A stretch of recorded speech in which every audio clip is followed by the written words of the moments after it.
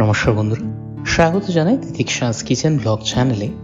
আজকের এপিসোডে আমরা নিয়ে এসেছি মুম্বাই স্টাইলের স্পেশাল বড়া পাও। এটা শুধুমাত্র মুম্বাই না, তবে পুরো মহারাষ্ট্রায় সব থেকে প্রচলিত এবং বিখ্যাত খাবার। বলা হয় বড়া পাও ছাড়া মুম্বাই মহানগরের কল্পনা করাই মুশকিল।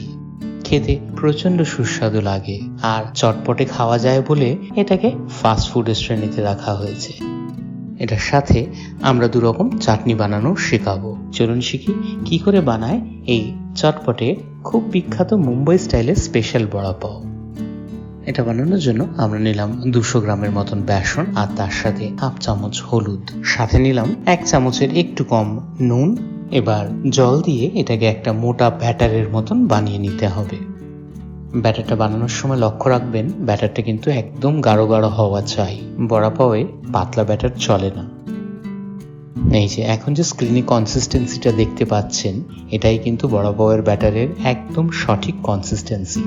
এবার হাফ চামচের মতন সোডা দিয়ে সাথে দেওয়া হলো 2 চামচের মতন সর্ষের তেল। তেলটাকে কিন্তু আমরা গরম করে দিচ্ছি। এই সর্ষের তেলটা দেওয়াতে কিন্তু একটা খুব সুন্দর স্বাদ চলে আসবে বড়াগুলোতে, আর সোডাটা দেওয়াতে খুব সুন্দর ফুলে উঠবে বড়াগুলো। দেখছেন তো, চামচের উপরে কিন্তু একটা খুব সুন্দর ইউনিফর্ম লেয়ার হওয়া চাই, তাহলেই বুঝবেন ব্যাটার একদম রেডি। এবার নিলাম আমরা গোটা 10-12টার মতন সেদ্ধ আলু। এই আলুর মশলাটা তৈরি করার জন্য আমরা একটা মিক্সিতে নিয়ে নিলাম 4টার মতন কাঁচা লঙ্কা, হাফ ইঞ্চির মতন আদা, অর্ধেক রসুন, একটু ধনেপাতা আর কয়েকটা কারি পাতা। এগুলোকে মিক্সিতে ভালো মতন বেটে নেওয়া হলো। এই যে বাটাটা হয়ে গেলে নিলাম আমরা একটা প্যানে 2 থেকে 3 চামচের মতন সর্ষের তেল। তেলটা গরম হলে দিয়ে দেওয়া হলো হাফ চামচের মতন জিরে আর হাফ চামচের মতন কালো সর্ষে। এবার অপেক্ষা করব জিরে আর কালো সর্ষেটা একটু হয়ে যাওয়ার। দিয়ে দেওয়া হলো সামান্য একটু হিং।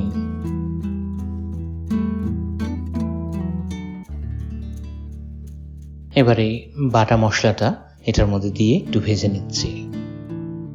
বন্ধুরা, স্ট্রিট ফুড হিসাবে বড়া পাও মুম্বাইতে সব থেকে বিখ্যাত। অফিস কর্মীরা বাড়িতে ফেরার পথে 1টা বা 2টো বড়া পাও খেয়ে নিলেই কিন্তু খুব হোলসাম হয়ে যায়। এই মশলাটাকে কিছুক্ষণ যাবত ভাজার পর দিয়ে দেওয়া হলো হাফ চামচের মতন হলুদ আর দিয়ে দেওয়া হলো হাফ চামচের মতন ধনে পাউডার। হলুদ আর ধনে পাউডার দিয়ে আবার এই মশলাটাকে মিনিট 1 থেকে 2 যাবতের মতন ভেজে নিতে হবে। দিয়ে দেওয়া হলো 1 চামচের মতন নুন। মশলাটাকে ততক্ষণ ভেজে দেবেন যতক্ষণ তেল না ছেড়ে দেয়। ব্যাস, একবার মশলাটা ভাজা কমপ্লিট হলে সেদ্ধ আলুগুলোকে হাতে চটকে দিয়ে দেওয়া হলো এই মশলার মধ্যে।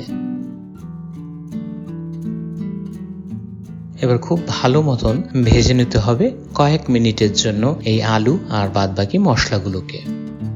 খুব ভালো মতন না ভাজলে কিন্তু স্বাদ উঠে আসবে না এই আলুর মশলায়। এই যে কয়েক মিনিট ভাজার পর দেখতে পাচ্ছেন তো মশলাটা কিন্তু একদম কমপ্লিট হয়ে গেছে। এবার বড়া পাওয়ার জন্য 2 রকম চাটনির মধ্যে লাল চাটনিটা বানানোর জন্য নিলাম একটা প্যানে কয়েক ফোঁটা সর্ষের তেল। তেলটা একটু গরম হলে দিয়ে দেওয়া হলো অর্ধেক রসুন আর 1 চামচের মতন সাদা তিল।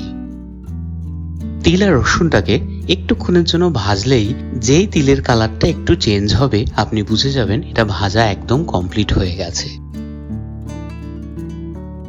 এবার এপাশে তেলের মধ্যে আমরা যে বেসনগুলো গুঁড়ে রেখেছিলাম সেটাকে হাত দিয়ে হালকা হালকা দিয়ে দেবো, ঠিক ঝুড়ি ভাজার মতন।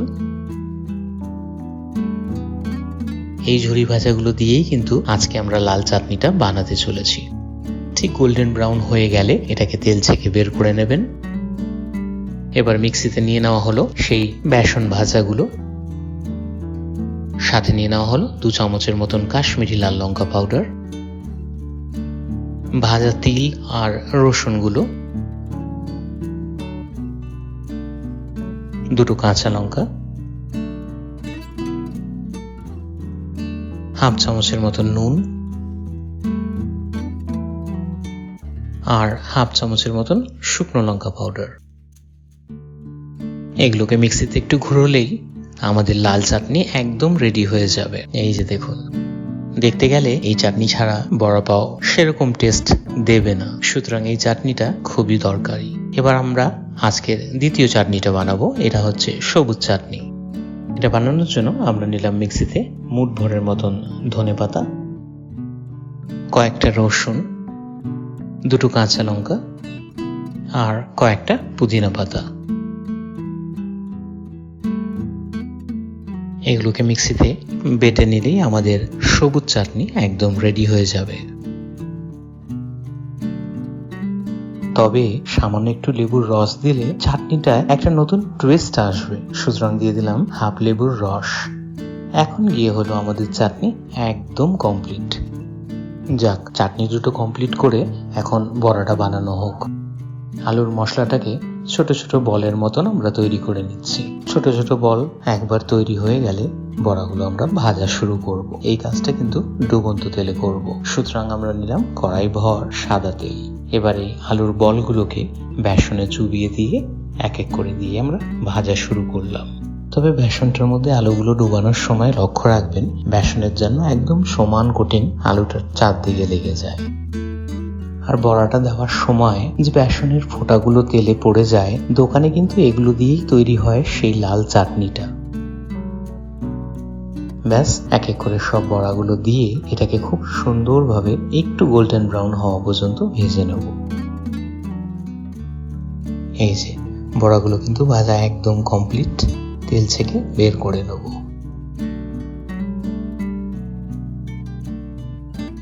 তবে একটা শেষ সামগ্রী এখনো বাকি। ভাজা কাঁচা লঙ্কা ছাড়া বড়া পাওয়া মজা আসবে না। তবে হ্যাঁ, কাঁচা লঙ্কাটা ভাজার আগে হালকা একটু কেটে নেবেন। ব্যাস, গরম তেলে কিছু সেকেন্ড রাখলেই এই কাঁচা লঙ্কাগুলো একদম ভাজা তৈরি হয়ে যাবে। তবে বের করে একটু নুন মাখানো ভুলবেন না।